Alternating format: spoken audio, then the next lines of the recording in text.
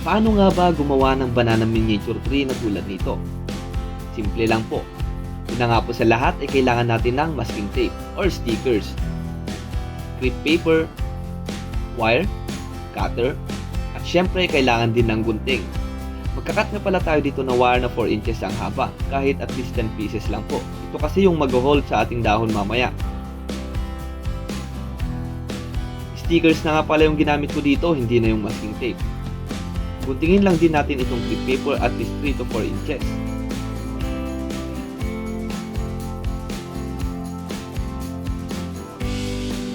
Tanggalin lang itong cover ng sticker para mailagay natin sa gitna itong wire.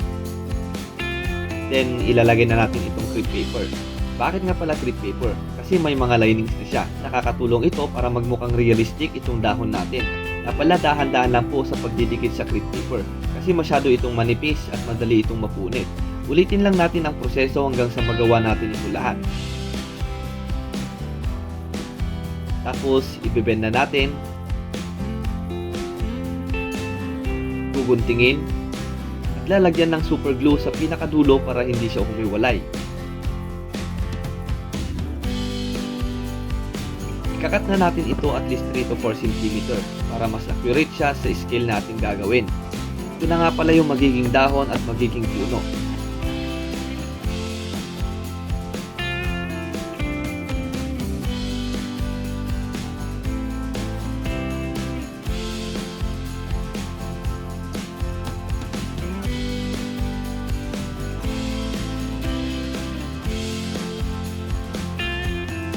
Pagkatapos nga pala ay kailangan natin itong ikut-ikutin gaya ng nasa video.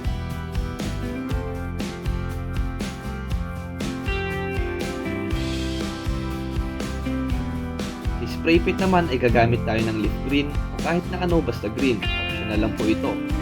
Kasi magkukulay ulit tayo mamaya. Ngayon ay pagdidikitin na natin ito para mabuo itong banana tree. Dito muna tayo magdidikit sa bandang baba ng dahon at dahan-dahan lang po sa pagdidikit para hindi malagyan yung kamay.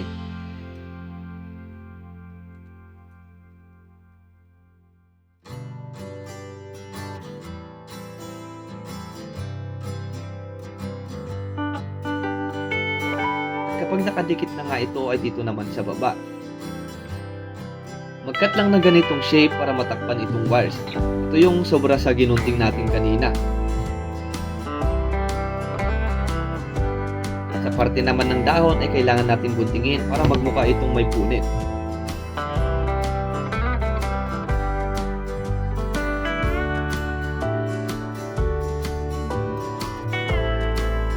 Then sa kulay na gagamitin natin dito ay yellow at konting green.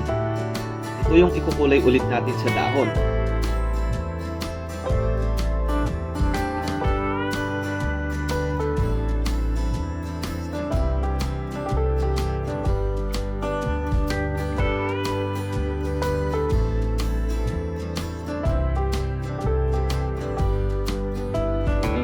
Dito naman ay kailangan natin magdahan-dahan para hindi lumagpas ang ating kulay.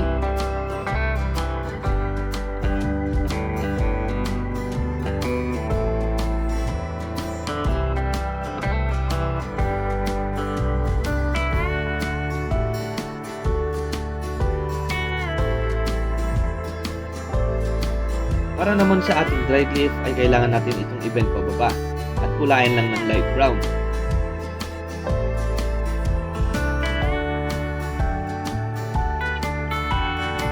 Ganun din po sa ibang parts ng puno, konting light brown at konting black brown.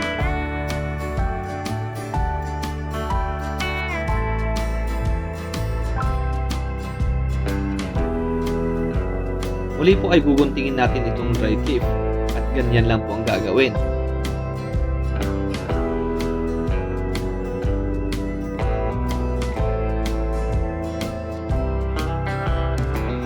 Sa wakas, tapos na. Ito na po yung finished product natin. Pwede na natin ilagay sa ating diorama. Kung gusto nyo po yung ganitong klaseng video ay pwede po kayong mag-subscribe sa ating YouTube, mag-follow sa ating Facebook page at sa ating TikTok account. Maraming salamat!